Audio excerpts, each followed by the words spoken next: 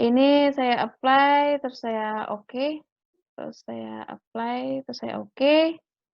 Rockfleet simple. Nah, untuk initial condition di sini, kita akan bahas di pertemuan berikutnya, cuma untuk calculation method-nya ini akan mempengaruhi data reservoir yang harus kita persiapkan. Jadi biar saya simpelnya, saya akan pilih, user not user specified, tapi block separation, water gas, nope, not this one.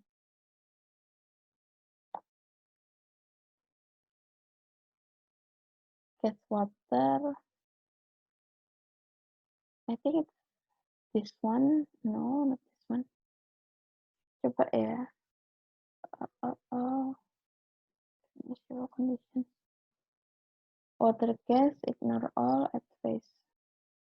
Oke, kita coba tiru.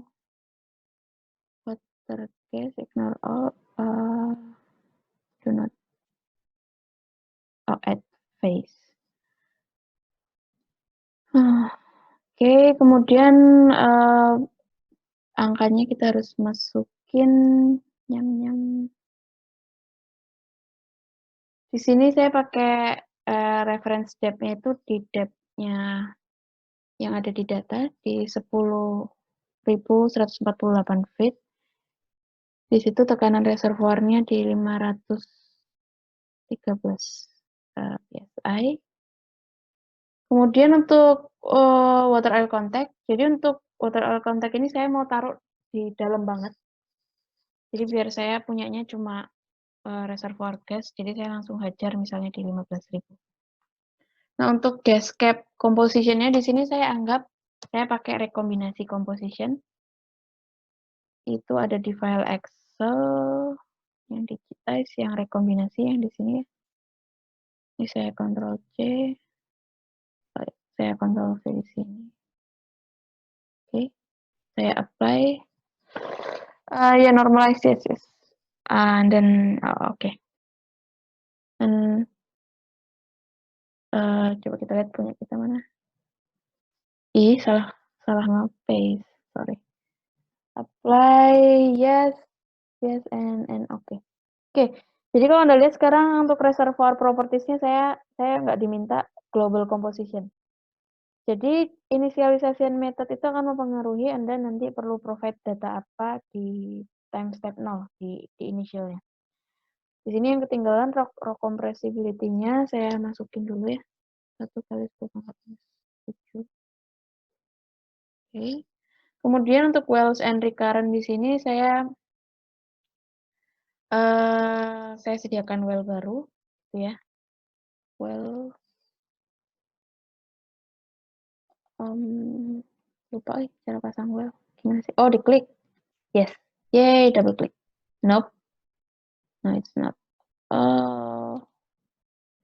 New, I guess. Oh, diklik new, terus pilih dia producer, terus pilih oke.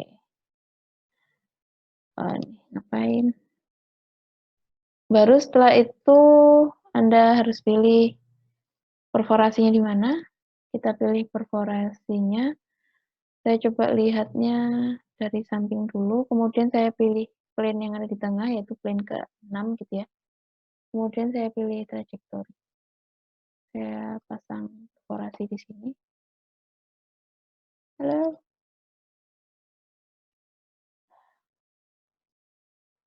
Oh, Iya, harus dapat. Mbak. Hah, kenapa? Halo. Oke. Oke. Jadi saya udah punya perforasi, saya tinggal bikin ini apa namanya? Constraint ya. Untuk constraint di sini saya pilih operate, terus pilih bottom hole pressure boleh. Kemudian bottom hole pressure-nya berapa? Coba kita lihat di data sumurnya di sini. Di sini dia bilang sumurnya itu punya flowing tubing pressure sama bottom hole pressure-nya di 5.500 psi. Coba saya bikin 5.500. Nah, ini yang pretty much nanti kalian ubah-ubah. Maksudnya pertanyaan kedua saya itu kan kondisi apa sih sebenarnya yang membuat kita tuh lebih tepat pakai compositional model ataupun black oil model. Nah, berarti kalian harus ubah-ubah skenarionya. Untuk skenario ini kan saya masih pakai constant bottom hole pressure, tapi biasanya untuk gas itu kita kebalik. Jadi biasanya kita itu surface gas rate-nya yang di cap, yang dibatasin. Oke. Cuma ini saya leave it for now. Angkanya berapa? Yes, apply change. Statusnya ini open ya. Oke. Nah, untuk tanggal di sini Anda bisa new, kemudian add range. Saya mau tambah tanggal tiap tahun biar nggak kebanyakan. Kalau tiap bulan nanti terlalu banyak gitu ya. Terus saya pilih runningnya misalkan 20 tahun atau 10 tahun. 2020. Jadi saya run sampai 2040 misalnya. Oke. Jadi di sini saya tambahin 20 tahun. Oke. Close. Jadi sebenarnya dia udah siap run. Waktu Anda validate, di sini Anda harus save dulu. Saya save-nya ini well 7 jam show. Oke.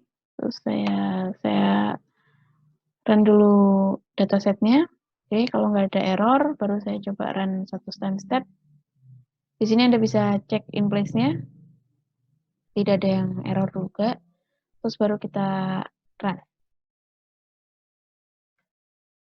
Nah, di sini setelah Anda selesai run sampai 2040 ya. Jadi udah selesai. Anda bisa launch result. Nah, untuk resultnya ini saya tunjukkan dulu yang result 3D. Di sini saya tertarik untuk oil saturation. Apakah terbentuk oil gitu ya di sekitar sumur. Karena kan tadi kita belajar kalau apa namanya bakal terbentuk kondensat banking. Nah, cuma karena kemudian kita concern-nya itu adalah bottom hole pressure-nya di 5.500, which is di atas apa namanya dew point-nya, maka Anda nggak bakal ketemu sama kondensat ya. Coba cek sampai 20 tahun kemudian di sekitar sumur kita saturasi oilnya masih 0. Lain cerita kalau misalkan, ini saya close dulu, save change no. Sekarang misalkan saya punya sumur, saya pasang di bawah apa namanya tekanannya, constraint-nya saya pasang di bawah bottom hole. Oh, ini saya hapus dulu aja. Saya mau bottom hole-nya di let's say di 3000. Enggak, coba biar lebih ekstrim biar kelihatan 1000. Oke. Di sini saya cuma mau cek apakah terbentuk kondensat banking ya. Apakah itu make sense gitu? Enggak, karena kalau sumur gas biasanya kita nge-cap-nya di production rate. Oke, di sini kita udah nyampe 2040. Coba kita launch result. Di sini dari resultnya kita tertarik oil saturation di time step berikutnya. Oke, sekarang kita punya oil 0,32. Kadang misleading, jadi color scale-nya saya ubah dan saya pengen counter fill. Nah, di sini Anda lihat, sekarang saya punya kondensat di sekitar sumur. Ini baru yang model gem, Anda lakukan hal yang sama untuk model yang black oil. Oke. Untuk yang black oil-nya saya bebaskan ke kalian, cuma pastikan ketika kalian membandingkan antara black oil and composition model, Anda sisanya sama, bedanya cuma komponennya doang. Jadi inisialisasinya sama, kalau bisa in place-nya juga sama, Anda cek apakah sama atau enggak. Kemudian apakah apa namanya skenario-nya juga sama, gitu ya. Sejauh ini apakah ada pertanyaan? Saya stop dulu recording-nya.